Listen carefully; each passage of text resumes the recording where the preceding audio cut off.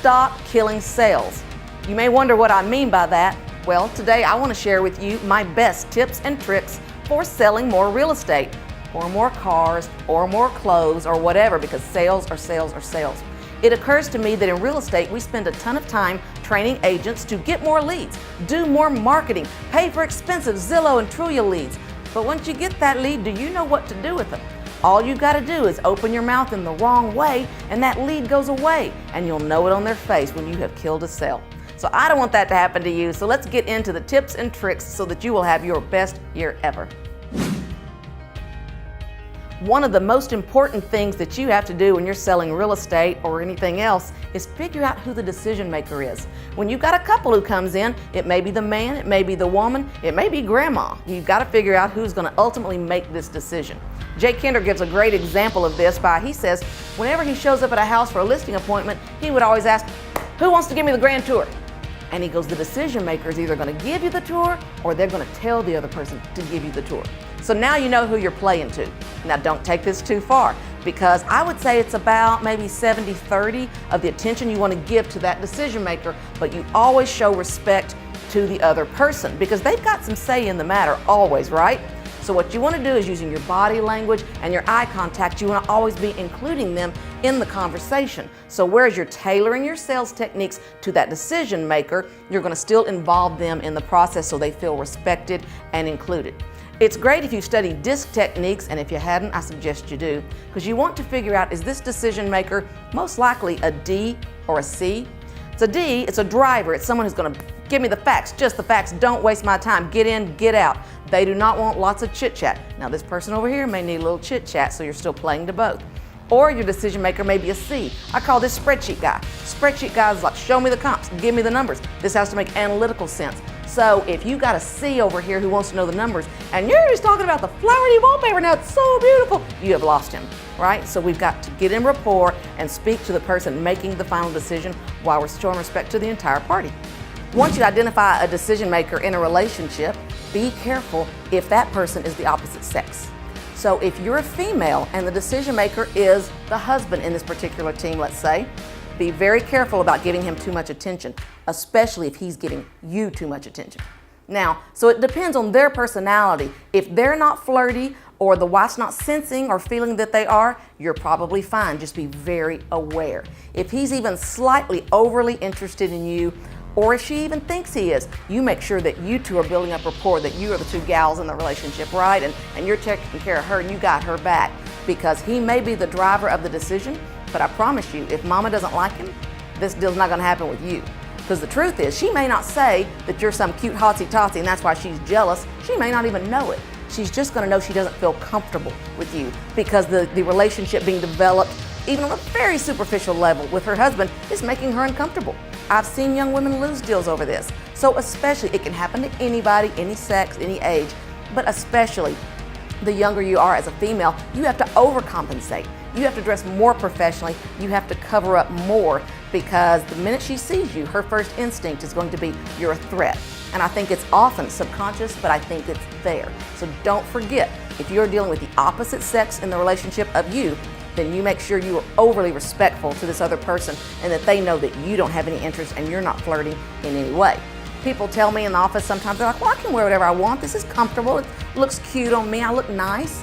I'm like, yes, and you can also watch your commission check walk right down the street to the old guy in the leisure suit and the toupee, because mama's not threatened by him, okay? That's what I don't want to see. If you can show due respect to both parties in the relationship, and be careful when you're talking to a man. If you're a lady, I think you're going to close more real estate deals. One of the fastest ways to kill a sale is to become out of rapport with your client. You can do that in a lot of ways. One of my friends said he sent OU football magnets to all of his clients because he's a big OU guy. Then he realizes, you know, my clients that are UT fans, they probably didn't appreciate that. I'm definitely out of rapport with them at this moment. I may or may not get some more business. I think one of the things that you can do to build rapport easiest is to look at their bumper stickers.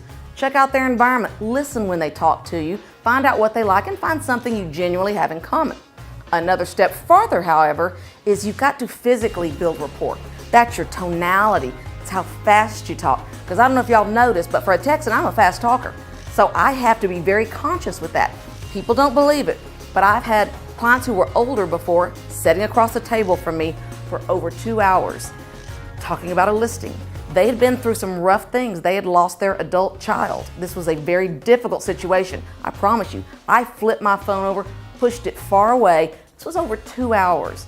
And I leaned forward and I intently chose to listen. I listened to what they said, I let them talk, and when it was my time to talk, I tried really hard to speak with the same speed and volume that they were using. Now, sometimes I've seen agents do this too. An older gentleman will have to ask you to repeat something. My goal is they don't have to ask me to repeat it but once. Because once I get the clue that he doesn't hear very well, I'm not going to keep talking like this. That's annoying as all get out. Once I realize he's probably embarrassed and doesn't want to keep asking me what I just said. So speak up. You got the clue, put it in your brain, move with it going forward. And Tom Ferry, our wonderful coach, is always saying, I got this energy, I got all this talking, I'm always a happy guy, big Italian family his wife is in. But he said, I have some clients that don't relate like that. He has one client, he said, that'll call him, hey Tom, hey, what's going on? He's like, is this guy being held hostage every time he talks to me? Where is he? What is going on? He goes, but that is what I have to do to be in rapport. He said, and it's hard for me to be walking around in my usual energy being in rapport with this guy. He said, so when we're on a call, he goes, I force myself to sit in my chair, kind of lean down behind my desk and be like, hey, what's going on? How's it going? He said, I'm instantly in rapport. We're speaking the same language. If you come at this guy, hey, what's going on? You're gonna run him off. I've got some agents here who have great personalities, big personalities, but they don't always temper it for their audience, right? So we've got to look at who we're talking to. How do they speak? I love it. My marketing director, Shaylee's one of my favorite people, and she's so cute, and she's so calm, and she's just so nice. And one time we were at an event, and she said, yes, they were being really loud. They were talking like this. And it was so funny because we were like, is that your version of yelling? So for her, if I came in talking and blowing and going like this, we are not in rapport. So understand not everybody's the same, and try your best to mirror to make them comfortable, because agents are generally chosen not even based on having the best knowledge, but were they the one that made the customer comfortable. If you make them comfortable, you're going to be chosen. No more killing sales. Agents, and I think salespeople in general, tend to give away too much information too quickly. I like to train agents to start at the 10,000-foot view and then work our way down. We give answers to questions that are not being asked, and we overwhelm our clients sometimes. Let me give you a good example. Y'all may know about me that I used to sell quilts back in the day. That was our first retail store back in 1995. And I learned this pretty much from the get-go. Everyone that walked in the door said the same thing. Where'd you get all these quilts? They were making conversation. They weren't really that interested in where I got each quilt. They were being nice. That was just something you would come in and see all these beautiful quilts, and you would naturally go, where'd you get all these? Well, back in that day, we were importing them from China for the most part because no one could afford the beautiful American-made quilts that we always had a handful of. But what everyone wanted was that $99 special. That has to come from China. So what my agents and salespeople were doing is someone would come in and go, where'd you get all these quilts? And they'd say, well, they came from China. And then there's some from India, but they're really, really nice, and nobody can afford the other one, so this is what we have. See, that's crazy talk, right? So here's the answer as it should be. Where did you get all these quilts? We get them from all over the world. And we got king size over here, and they start at $99. They are beautiful. So we would turn it around and make it a positive. If they really wanted to know if they were from China or India, I'll talk to them about it all day long. But then those people, and they were few, the 1%, would say, yes, but do they come from China? Say, absolutely, and here's why. And then we would go into the history and the background. But what we were doing is turning off every person at the door who didn't really care where the quilt was from. They were just going, where'd you get all these, right? I think in real estate, we tend to do the same thing. Oh, these are some nice houses, boy. They're kind of expensive around here. Yes, well, we were voted the most unaffordable place in Texas to live. It just came out in the news, so I don't know, it's not good. Well, we don't want to do that, What I tell people is, hey, everybody wants a deal, and I know sometimes our prices aren't the cheapest in Texas. There's no doubt about that. But honestly, they are all good deals 5 years from now. I have lived here 24 years, and there's not a single 5-year time period that I can look back that I don't wish I could have bought all of them. And there's not a single one that I've sold that I'm glad I sold. I wish I had them all. So it's all the programming, the wording you use to turn it on its ear in a positive way. Don't straight go to the negative that they probably weren't really asking about, okay? Keep it at the top level, move on to something pleasant, and let them ask if they have real concerns about something specific. For about 18 years, I sold quilts. I had a little quilt shop. Actually, I had 6 of them at one point called T. Rose Quilts. And what I learned is the most important thing I could do was get some quilts on the bed. Now, by that I mean, I had to get them looking specifically. Not at the one that was already on the made-up bed and was pretty. They'd come in and look at that. But if you watched them, they would go through and they would touch this one, and you came back and you talked to them a little bit and they'd touch that one. My mom always taught me, if they touch that quilt more than once for sure, you get it on the bed. Okay, you've got to start the wheels in motion, the ball rolling.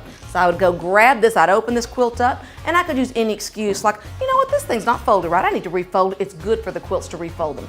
So what you got to be doing is taking the pressure off. I'm not going to make you buy this, we're just having fun. This is my job. I'm going to fold and unfold quilts all day whether you're here or not, so what does it matter? Now they are letting down their guard a little bit and they're thinking, okay, this is kind of nice. I did want to see what it looked like, but I wasn't going to commit to buying a quilt. That was not what I'm here for, right? So then what I do is I find which other one were they glancing at. And if there wasn't one, I go pick it out myself. And I say, you know what? I've got a similar one. I'm just curious. What does this look like? Lay this quilt out, stand back and look at it. I was like, I don't know. What do you think? Which one of these two you think's better? And inevitably they'll give you, I like that first one I liked originally. Yeah, I like it. I said, you know what? A lot of times our first instinct's right, but you got to see some more quilts before you get comfortable. So then I said, let's get this whole thing out of here. So that went into the no pile. Then I would go find another quilt that maybe just I knew about. I was like, oh, she likes purple and green. I'm gonna go pull that purple and green one that's in a similar price range. I would lay it out. Every time I could get them to tell me they liked quilt A or B better, I was so much more likely to sell a quilt that day. I would have people tell me every single day, I had no idea I was gonna be buying a quilt today. I said, if I only sold quilts to people that came in here to buy a quilt, I would be hungry. So the most important thing you can do is get the quilts on the bed. Now in real estate, you're thinking, this is different. This is a big life decision. True, some people have to move to a new town. They have to buy a house that weekend. That's a little different situation. Even then, you just want to get them looking at houses. But I can tell you, there's a lot of people like me. I bought a new house not that long ago just because it was a new shiny object. And I liked it and I saw it. So getting people out and looking, and when you're showing them, is it this one or is it this one? They are becoming invested in the process of choosing this one or this one. It's really effective. It's going to help you sell more houses. So I hope you put this one into effect today. One of the easiest ways to kill a sale is to inject too much of your personal opinion. Now, I see this done wrong in 2 different ways. Some agents think, well, I don't need to have any opinion about anything. They have you there as their salesperson. They want to be told that what they're doing is right. They want to get your opinion about things. So what I've learned is you've got to find a way to draw distinctions but make them both positive, not put your personal judgments on it. Let me tell you how I learned this the hard way. Back when I was selling quilts, which I did for about 18 years, we had these quilts with these beautiful elaborate borders that were kind of a zigzag pattern. They were called sawtooth border, looked like the teeth of a saw. And there were a lot of work to make. I'd never made one, but they were a lot of work. And they had this intricate, detailed edge. Then we had quilts, of course, that had a plain, completely straight edge. This woman liked both, and I was trying to get her to make a choice. I liked the sawtooth border because I knew too much, right? I knew too much about the work that went into it. I knew that it cost more, so I was gonna make money. So subconsciously for me, this was clearly the better quilt. This one was a little blah, but that was my opinion, wasn't her opinion. So here's what I did that was dumb. I said, look at this wonderful, intricate sawtooth border on this one. Oh, that takes so much time. And this one, just has this plain border. That's why it costs less. Her face changed immediately, and that's when you know you killed a sale. I used the word plain. And she goes, yeah, it is pretty plain, isn't it? I'm sitting here backpedaling, but there's no amount of backpedaling that's gonna fix that, because all she's gonna think when she sees that quilt is plain. So I've made her, she's not necessarily mad at me, but she's questioning her own judgment now. I don't even know how to pick a quilt. I picked that plain one. So there was no quilt gonna be bought that day. Same thing with the house, right? I did this with the next person that came in though. Always learn from your lessons. My mom told me you will know on their face when you've killed a sale, and don't let that ever come out of your mouth again. We gotta learn from mistakes. So in the next person I said, look at this beautiful detailed sawtooth border. It's so beautiful, isn't it? Oh yes, it's nice. And look at this one with these clean, simple, sleek lines. Yes, they go, that's what I like, simple. So see, I had made distinctions. They want me to help, not stand there like a ninny with no opinion on anything. But what I had done is I'd given them both positive opinions. Then I let them guide the decision. This is the way we're going. Man, I was sick of that thing by this time. It was all about that one. Oh, so elegant and sleek, so simple, the lines. And I'm not doing anything dishonest. I'm just feeding off of what they're telling me they want from me. So whether it's a house or a quilt, it's the same process. Have you ever gone in a house and thought, man, this house is dated because it's got shag carpet, it's got Harvest Gold appliances? I have thought that before, and I kept my mouth shut, and sure enough, I had some older buyers who thought it was great. It reminded them of happier times. Luckily, I kept my mouth shut. We sold them a house. An easy way to kill sales is to not listen to what your clients want, or to listen very superficially to what they want. This day, with internet leads and Zillow and all of that, most of our clients call us and say, I want to see 123 Banana Street. Isn't that how most of your calls start? So you're so excited to show 123 Banana Street, sometimes we skip over finding out what is it about that you like, just in case there are some others I can pull for you as well. And maybe they start going through what they like. They probably live in Timbuktu, and they don't really know that that's on a really busy corner, and maybe they have small children, some other factors you're going to know if you're listening and you're asking questions. I'll never forget, back in the quilt store, I had a man walk in and say, these are good looking quilts, I want me a Southwest quilt. I thought, well, we sell a lot of Southwest quilts these days, so I asked him, I've learned the hard way, what exactly does Southwest mean to you? Because you know, red, white, and blue. I laughed. I tried not to let him see me laughing at least. But I thought back in these days, everything was orange and turquoise. You had coyotes and cocopellis dancing on them. That was a Southwest quilt. The red, white, and blue was kind of our Americana, which was also very popular at the time. Point is, I built good rapport by getting him what he wanted. He would have not trusted me very well had I started getting out a bunch of orange and turquoise quilts, right? But I asked enough questions that I immediately was showing him what he liked and what he wanted. Ask the further questions.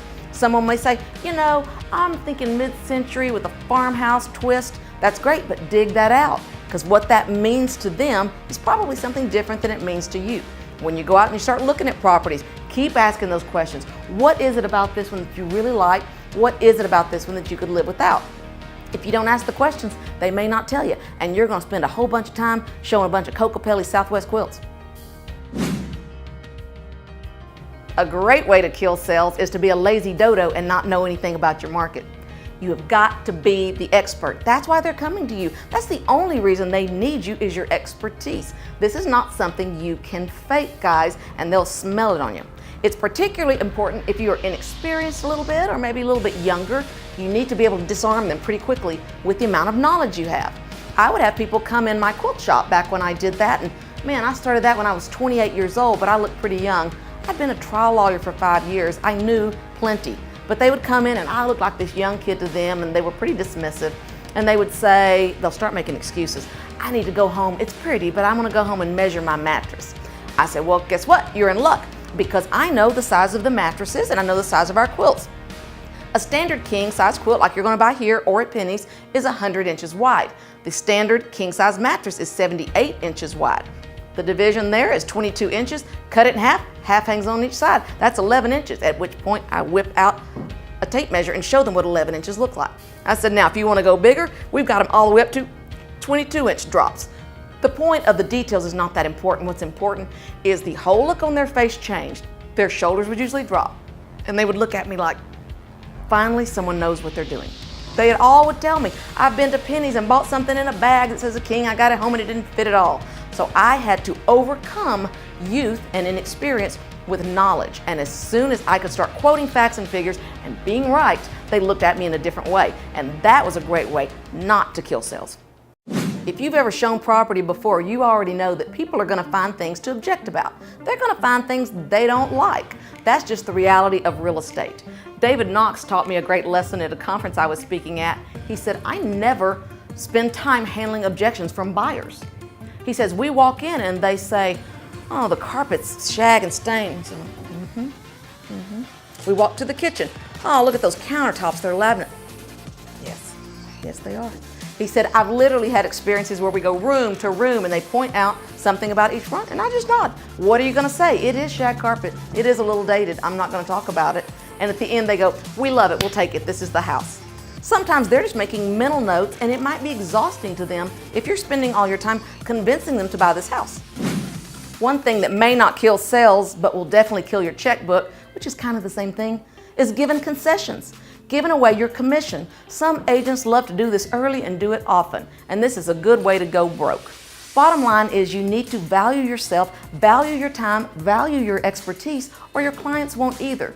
I have seen agents contract stage. We're not even under contract. And they're already offering, hey, let's split this, let's split that. I'm like, we haven't even come to an agreement yet.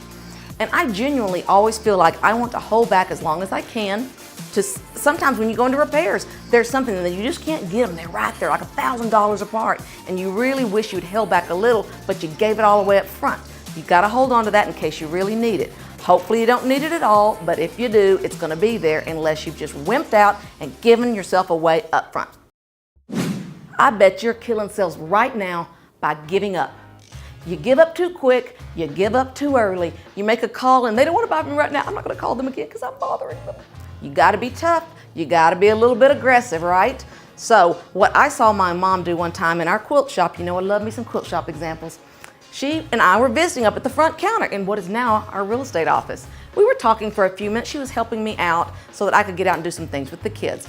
I came in, this couple walked in, they went into the queen size room where our queen size quilts were, and they looked around for a minute. She and I weren't talking long because we would never ignore a customer, but they almost immediately walked back out. She says gray hair is what enables her to be able to pull this off. She literally goes and grabs them on the front porch as they're about to close the door and says, wait, did you see our Donna Sharps? Did you see, oh come on, you gotta come see them. She pulls this poor little couple back in. I'm thinking, oh mom, I can't believe this. But again, she goes, gray hair, you can do a lot. She takes them in there. I'm in the other room, slightly mortified the whole time. Not even wanting to really see these folks.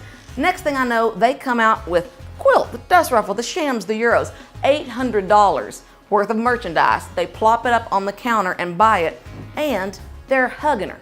They're wanting her address to send her a Christmas card.